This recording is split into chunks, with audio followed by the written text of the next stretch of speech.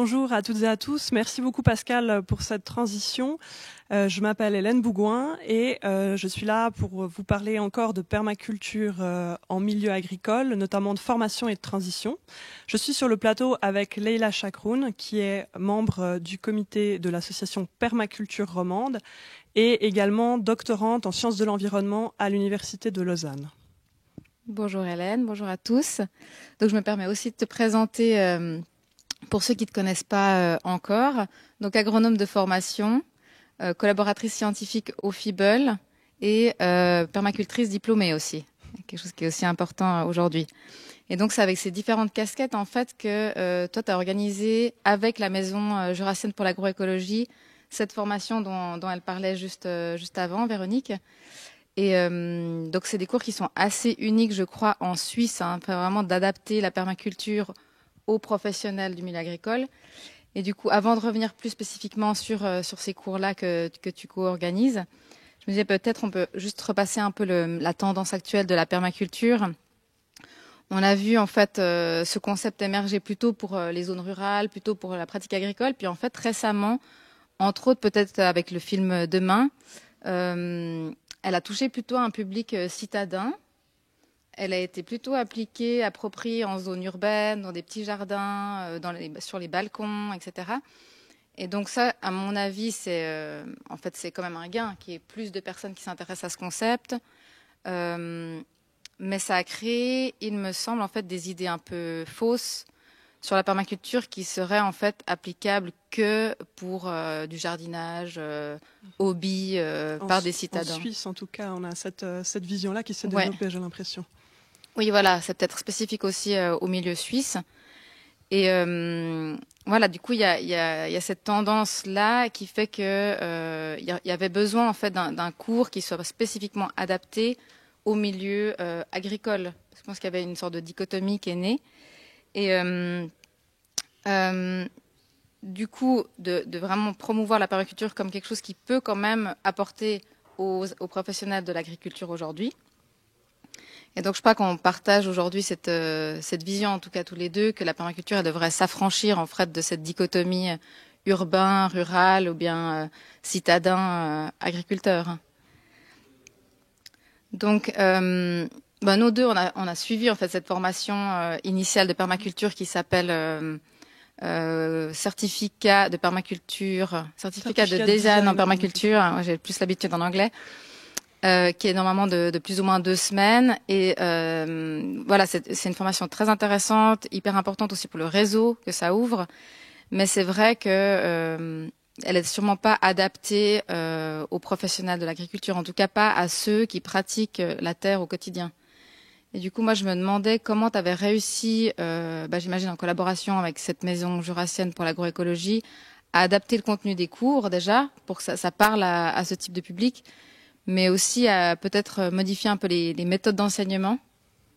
Oui, alors il faut revenir à l'origine de l'idée, effectivement, de comment on a adapté ce cours. Ça a commencé par juste essayer de réintroduire, comme tu l'as dit, la permaculture dans le milieu agricole, parce qu'elle vient clairement de là, mais elle a été un peu perdue de vue, surtout sous nos latitudes. Et ça, en fait, quand je me suis formée à la permaculture, j'ai découvert au FIBEL qu'il y avait énormément d'agriculteurs et d'agricultrices intéressés et qui posaient des questions et qui voulaient en savoir plus. Donc, au tout départ, le premier pas, ça a été d'organiser juste des formations continues d'une journée, découvrir la permaculture. Et j'étais partie sur un modèle très classique de vulgarisation. Et puis, je me suis bien sûr aperçue avec les retours des participants que pour les gens déjà dans la pratique, il fallait avoir une porte d'entrée qui leur correspondait. Donc pas exposer la permaculture très théorique dans son ensemble, enfin l'exposer certes, mais pas seulement, et avoir des portes d'entrée individuelles de par leur spécialité, parce que pour l'instant l'agriculture elle est assez fragmentée. Donc pour les gens qui faisaient des grandes cultures, il fallait voir comment je transforme mes grandes cultures avec la permaculture. C'est ce dont Pierre-André Hanselin nous a parlé juste avant. Mais aussi pour les maraîchers, comment je fais du maraîchage avec la permaculture. Bien sûr, à terme, on pense à un mélange de tous ces types de production, mais il fallait des portes d'entrée individuelles. Et puis, avec ce cours, les demandes ont continué à pleuvoir en fait, surtout pour aller sur des cours plus avancés. Et je me suis dit que c'était vraiment très important de passer à l'étape supérieure puis d'organiser un certificat de design en permaculture. C'est à ce moment-là que la Maison Jurassienne pour l'agroécologie m'a contactée avec la même idée. Ils cherchaient une personne diplômée pour organiser et structurer ce cours. Et puis, on a travaillé ensemble pour avoir vraiment une formule, comme Véronique l'a évoqué, adaptée aux agriculteurs. En quelques mots, ça correspond à plusieurs adaptations vraiment pratiques. Donc, c'est un cours qui dure normalement 12 jours. Ça, on a respecté ce format du nombre d'heures qui est international, en fait. Mais on l'a fragmenté en plusieurs sessions de 3 jours pour que ce soit plus facile pour les professionnels de se faire remplacer sur la ferme et pas juste de quitter pendant 2 semaines, ce qui ne fait pas grand sens. C'est un cours qu'on a placé en hiver parce que c'est le moment où il y a un tout petit peu plus de temps selon comment on travaille. Et puis, il faut adapter aussi à l'agenda en fait, les rythmes de la nature. Et au rythme de la nature, ouais, tout à fait.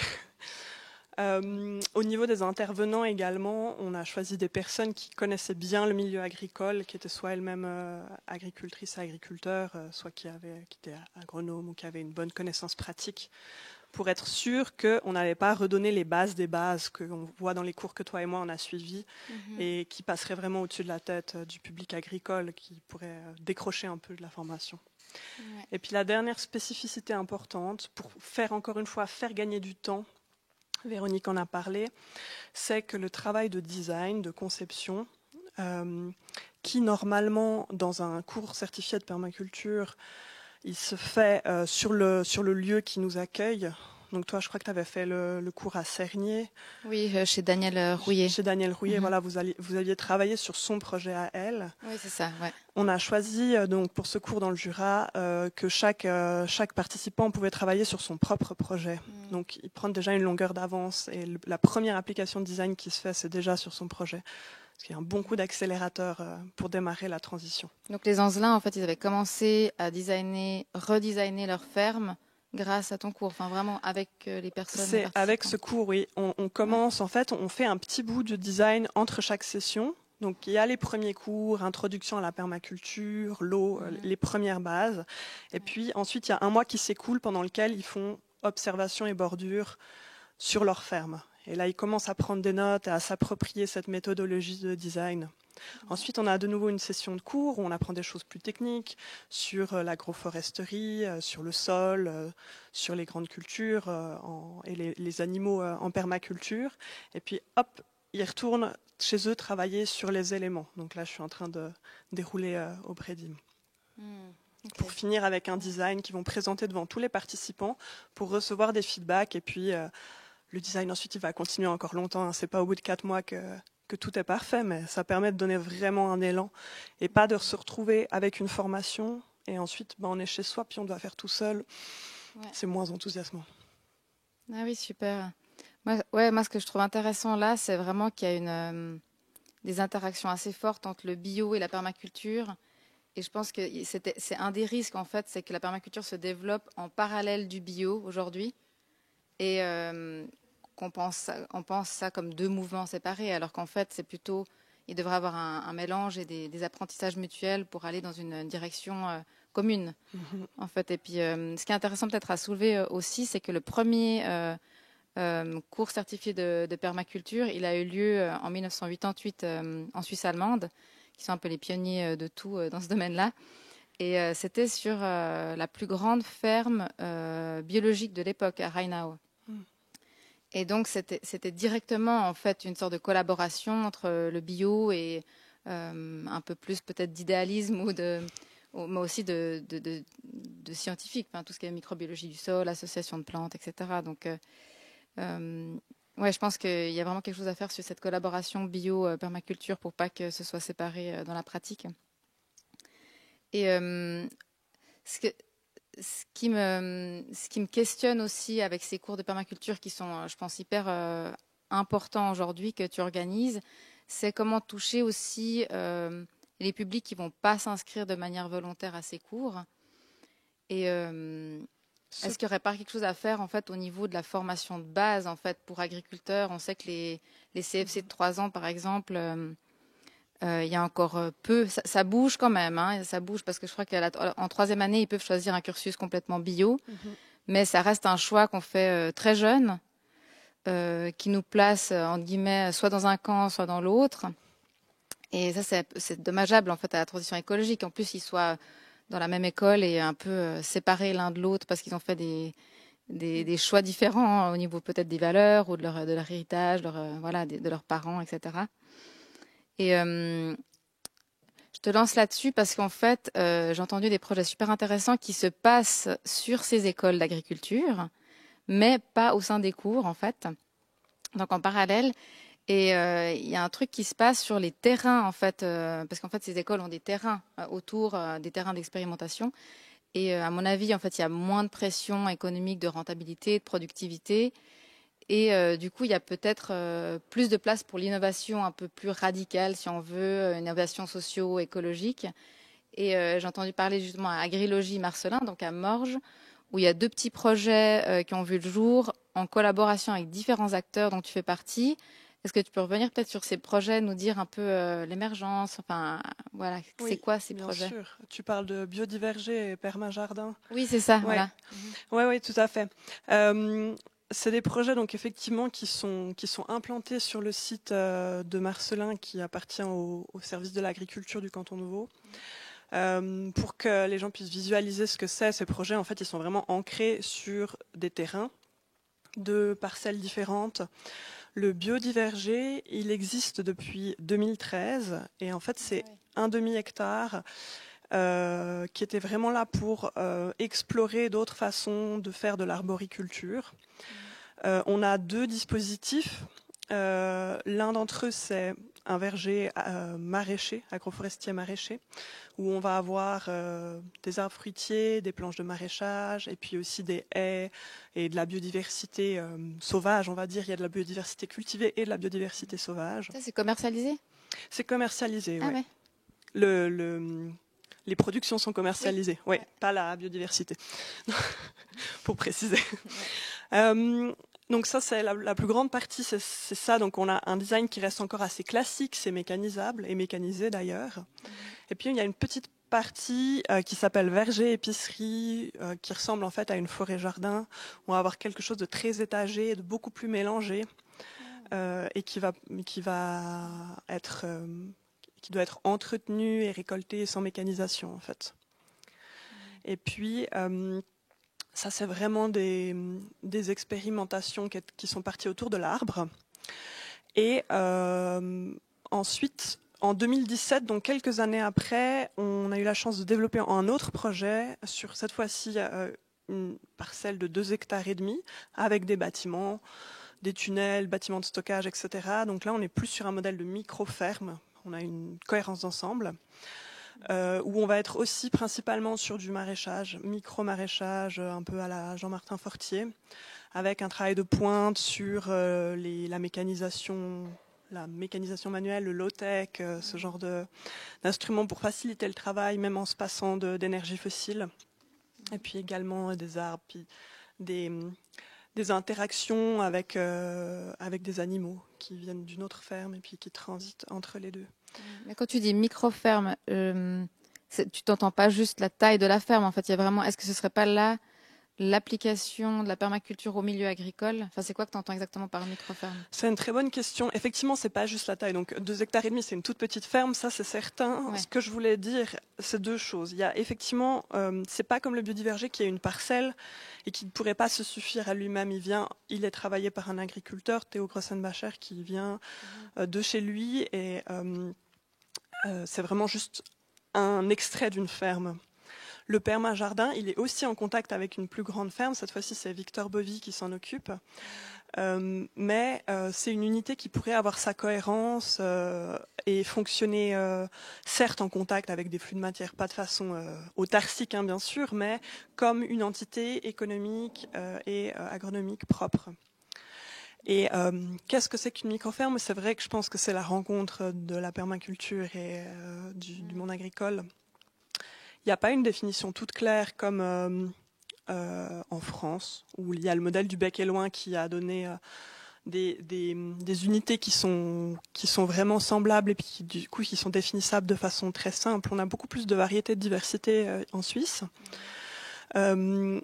Et ce qui est intéressant, c'est aussi qu'il y a de ces projets d'agriculture alternative, de diversité avec des éléments de soins sociaux, des éléments de biodiversité très importantes, mais qui vont pas se réclamer de la permaculture nécessairement. Donc je pense qu'on peut pas juste dire agriculture plus permaculture égale microferme. Ok, mais on retrouve un peu la multifonction de l'agriculture et le soin au vivant. Oui. Ouais, le respect du vivant. Oui, tout à fait, le soin à la terre. Puis au niveau du partage équitable, la troisième éthique de la permaculture, je pense que ce qui est important, c'est que toutes les microfermes ont travaillé avec la vente directe. Des circuits courts qui permettent vraiment une rémunération du producteur à un prix plus juste, si ce n'est à un prix juste, parce que c'est pas quand même évident de gagner très bien sa vie ou de gagner correctement sa vie dans le milieu agricole. Je pense qu'il y a d'autres sessions aujourd'hui qui vont revenir sur ces sujets. Et ce qui est intéressant ici, c'est que cette vente directe, au-delà de cette question de prix, il y a la question du contact en fait avec le consommateur dont parlait Bernard Lafleur dans le duplex juste avant. Le fait que c'est les consommateurs et les consommatrices qui peuvent faire changer l'agriculture, je suis pas forcément entièrement d'accord, mais c'est vrai que si on leur permet d'acheter leurs produits directement, de comprendre comment fonctionne l'agriculture, peut-être d'en discuter, là on fait un pas énorme dans la perméabilité entre ces milieux en fait. Et tu mentionnais juste le bec et loin. Est-ce que j'ai entendu que moi, le bec et loin, ils avaient cette grande étude qui a été faite sur productivité, rentabilité de ce genre de petits modèles. Et puis toi, tu es en train de faire une sorte d'étude similaire sur le permajardin. Oui, alors effectivement, j'ai expliqué à quoi ressemblaient les parcelles, mais j'ai pas dit quel était le projet de recherche derrière. C'est un partenariat entre plusieurs acteurs, à la fois Biodiverger et Permajardin. C'est la Direction générale de l'agriculture, de la viticulture et des affaires vétérinaires du canton de Vaud, la DGAV, le FIBOL et l'agriculteur. C'est pas le même dans les deux cas, mais les trois sont partenaires. Et puis l'idée c'était en fait dans cet espace qui appartient au service de l'agriculture, donc qui est, comme tu le disais, un peu libre de quelques-unes des contraintes de rentabilité, d'explorer quand même si ces modèles, ces nouveaux modèles étaient rentables ou non. Et pour ça, un peu comme pour le bec et loin, il y a une étude technico-économique qu'on fait qui consiste en fait à demander aux agriculteurs de relever leurs heures de travail, heures de machine, celles qu'ils font eux-mêmes et puis celles que font leurs employés, l'éventuel bénévole, enfin vraiment tout ce qui est fait, toutes les opérations qui sont faites sur ces terrains. Et puis, il relève également les ventes qui correspondent en fait. Quel volume de produits, de fruits, de légumes, d'herbes aromatiques sortent, à quel tarif ils sont vendus. Et ça permet de faire un calcul économique assez basique de mise en rapport de combien de temps est dépensé versus combien d'argent est rentré. Et ça nous permet de faire une comparaison de rentabilité entre ce modèle et un autre, sans rentrer dans la finesse agronomique ou bien dans une analyse complexe des apports de la biodiversité ou ce genre de choses. On considère le système, puis cette étude technico-économique, elle permet de le monitorer de façon très globale. Donc l'objectif derrière, c'est quand même de montrer que ce genre de modèle a un potentiel non seulement pour l'écologie, mais aussi pour créer un revenu et puis un standard de vie intéressant en Suisse. Oui, c'est exactement ça. On s'intéresse. Il fallait pas que ce soit une expérimentation déconnectée de la réalité du monde agricole. Donc, objectif numéro 1, ne pas passer ses journées pour ne pas gagner d'argent parce que personne ne peut se permettre de faire ça. Pas que dans le monde agricole, d'ailleurs. Ouais. Donc, on suppute qu'il y a plein de bénéfices au niveau écologique, comme tu disais, mais surtout, ce qui est intéressant, c'est de voir si le modèle fonctionne ou non. On n'a pas encore les résultats sur le permajardin, parce que l'expérimentation est plus récente, mais sur Biodiverger, on a déjà pu faire un bilan. Et puis, cette partie agroforesterie, bon, on est sur un verger, donc il y a quelques années de démarrage où forcément, il y a plus de travail que de revenus. Ça, c'est logique avec tout type de verger. Mais au bout de 3 ans, on passe dans le positif. Les revenus sont supérieurs aux frais engendrés par le temps de travail. C'est encourageant. Ce qui est super intéressant, je pense ici, c'est qu'en fait, peut-être de l'extérieur, ceux qui connaissent peut-être pas trop le milieu agricole, mais qui s'intéressent à la permaculture ou à ces nouvelles approches plus écologiques, c'est qu'on a l'impression que c'est que des projets citoyens qui émergent. Et c'est le cas. Je pense qu'il y a beaucoup, en fait, la force est citoyenne, ça c'est vrai. Mais qu'en fait, il y a plein de collaborations avec des acteurs qui ne sont pas directement qualifiables de citoyens. Enfin, il y a des acteurs politiques ou administratifs, il y a des instituts de recherche comme toi.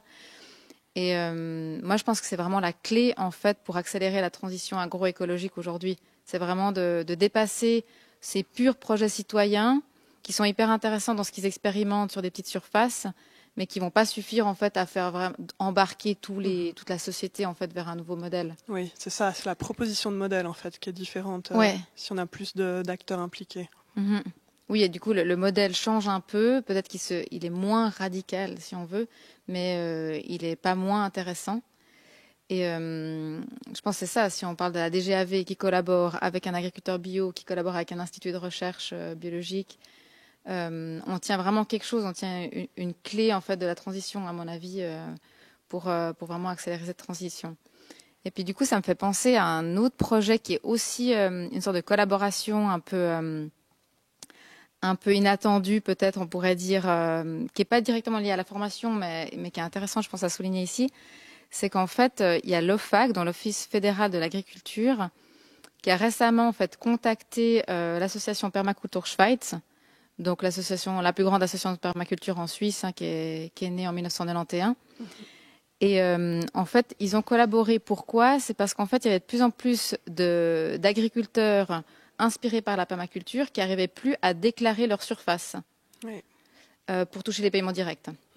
Et du coup, en fait, ensemble, ils se sont vus, ils ont eu des discussions, des petits groupes de travail. Ils ont réussi à créer un code, le code 725 permaculture, donc qui correspond à mélange de cultures sur petite surface, de cultures spéciales sur petite surface, sur moins 50%. Et ce qui est intéressant déjà, c'est que bon, on reconnaît qu'il y a déjà une sorte de diversification sur une même surface dans le temps et dans l'espace, mais qu'il y a aussi en fait 50 autres pourcents qui sont laissés à la discrétion en fait de l'agriculteur. Il peut faire ce qu'il veut, si on veut, tant que ça rentre dans une démarche plus ou moins agricole ou de biodiversité. Ça peut être aussi laissé comme des surfaces biodiversité. Et au-delà du code, en fait, parce que c'est hyper intéressant, mais c'est pas non plus ça qui va engendrer une révolution. C'est une déclaration quand même pour les paiements directs. Mais ce qui est révolutionnaire quand même, c'est cette collaboration entre une petite association, relativement petite, c'est quand même 500 ou bien 600 membres aujourd'hui, mais et un office fédéral. Et je pense qu'en Suisse, on a cette chance-là qu'en fait, nos offices fédéraux, ils sont pas inaccessibles. Ils sont vraiment à l'écoute. Et puis c'est quand même de la bureaucratie, c'est des technocrates, etc. Mais en fait, ils sont réellement à l'écoute des besoins du terrain. Et moi, quand je suis allée les voir justement à propos de ce code-là, ils étaient tout à fait ouverts à ce genre de démarche. Et puis, évidemment, ils peuvent pas non plus changer complètement le modèle, mais tout ce qu'ils peuvent faire pour faciliter un peu en fait ces transitions, ils essayent de le mettre en place. Et je pense que c'est intéressant de souligner l'importance de projets multi-acteurs, multisectoriels aujourd'hui, en fait, pour cette transition agroécologique. Ouais, je pense que c'est un beau message d'espoir. Autant que ces collaborations existent et qu'elles débouchent sur des résultats concrets comme ce code dont tu as parlé, qui permet vraiment une forme de reconnaissance. C'est un pas institutionnel dans le sens de la permaculture. C'est quelque chose que je pense peu de gens attendaient de voir se réaliser à aussi court terme en fait. Et puis c'est vrai qu'il faut le célébrer. Et ça donne de l'espoir pour tous ces projets qui émergent et qui sont à la frontière entre le monde agricole et ces mouvements citoyens, comme tu le disais, et tout ce mouvement micro-ferme en fait, où c'est pas forcément des agriculteurs qui vont se former et transitionner, mais ça peut être aussi des personnes qui sortent d'un milieu, pas du cadre agricole en fait, qui sortent d'un autre milieu et puis qui vont vouloir revenir ou venir à la terre. Ça dépend si on considère que tout le monde y était avant. Et puis qui vont vouloir créer des structures. Et puis c'est ça aussi, je pense, qu'on appelle micro-ferme, pour répondre à ta question de tout à l'heure. C'est peut-être des démarches qui s'engagent dans un mouvement de retour à la terre, de personnes qui sont en fait, contrairement aux idées reçues, souvent formées en agriculture, parce que c'est pas un métier qui s'improvise au-delà de... Ouais. Il y a quand même beaucoup de choses à savoir et à apprendre dans ce métier-là en particulier. Et puis qui vont créer des nouvelles structures qui peuvent être de petite taille, parce que c'est souvent plus facile d'acheter un petit terrain ou de louer un petit terrain qu'un grand, mais qui sont surtout très différentes de l'agriculture classique, qui vont aussi essayer de se battre pour éviter un endettement qui ensuite fait qu'on est coincé dans certaines logiques et qui nous empêche pas en fait d'explorer, d'inventer, de faire de nouvelles expérimentations. Je salue encore une fois Denise et Pierre-André Anzelin pour, malgré la taille de leur domaine et forcément le poids financier qui correspond. 55 hectares quand même. 55 hectares. Là, et pourtant c'est une micro-ferme parce qu'ils expérimentent le futur, ils se donnent le droit de tenter une nouvelle direction et notamment de parler d'agroforesterie. Ça, je trouvais très intéressant. C'est quelque chose sur quoi on va revenir dans la session permaculture de demain. D'ailleurs, permaculture et agroforesterie, on va voir les liens qui existent, quelle est la différence, en quoi ça correspond et en quoi c'est différent, avec Johanna Schopp d'Agridea qui sera là sur le plateau. Et super. Puis, oui, il y aura également un duplex sur une ferme à Genève qui permettra d'explorer, commencer sur le terrain ce genre d'application.